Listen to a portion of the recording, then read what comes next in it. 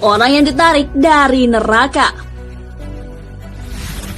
Saat hari kiamat, Rasulullah SAW selalu menanyakan keberadaan umatnya pada malaikat Jibril. Jibril pun mengatakan bahwa umat Rasulullah adalah umat terakhir. Akhirnya, datanglah umat Nabi Muhammad SAW sambil menangis serta memikul beban di belakang mereka. Umat itu datang sambil menyeru, "Wahai Muhammad." Nabi Muhammad SAW bersabda, "Wahai umatku." Mereka berkumpul di sisinya sambil menangis. Nabi pun bersujud sangat lama sampai Allah Subhanahu wa Ta'ala menyuruh beliau bangkit. Rasulullah SAW lalu minta kepada Allah agar umatnya bisa diberikan minum karena terik matahari. Lalu Allah pun mengabulkannya.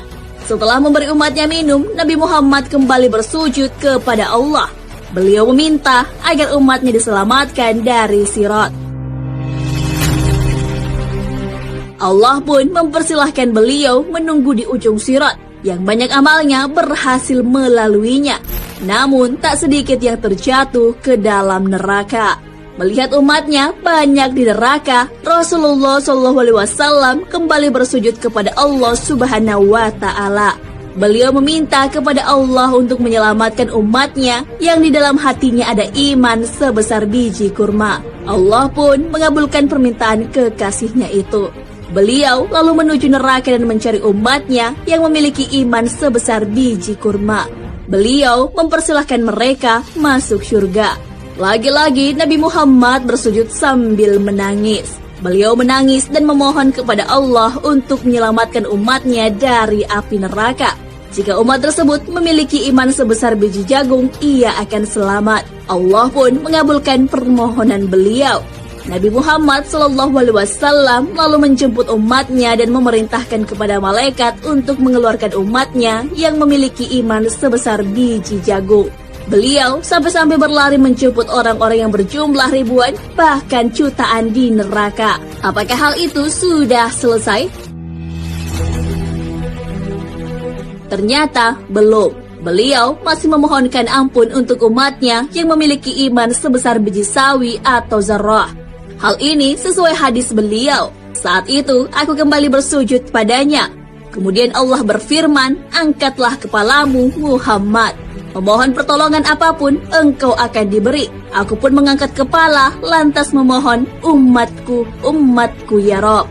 Dia kembali berfirman, "Temuilah umatmu, siapa saja yang engkau temukan di hatinya keimanan walau seberat biji sawi, maka masukkanlah ke dalam surga. Maka siapapun yang aku temukan dalam hatinya keimanan walau seberat biji gandum, aku masukkan ke dalam surga." Hadis riwayat Ahmad. Setelah itu Rasulullah kembali bersujud kepada Allah. Allah lalu bertanya, "Ya Muhammad, apalagi ya Muhammad? Bukankah aku sudah menyelamatkan banyak dari umatmu?"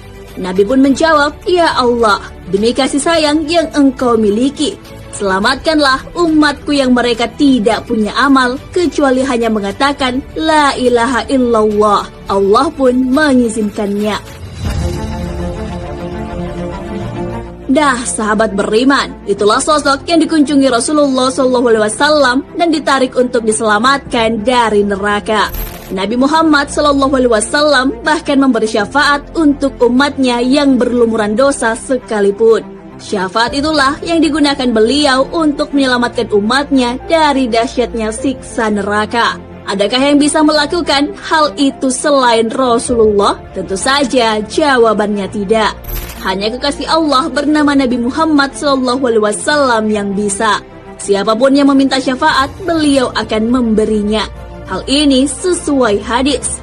Barang siapa yang memohon kepadaku al-wasilah, maka pasti mendapatkan syafaat dariku. Hadis riwayat Muslim. Wallahu a'lam bissawab.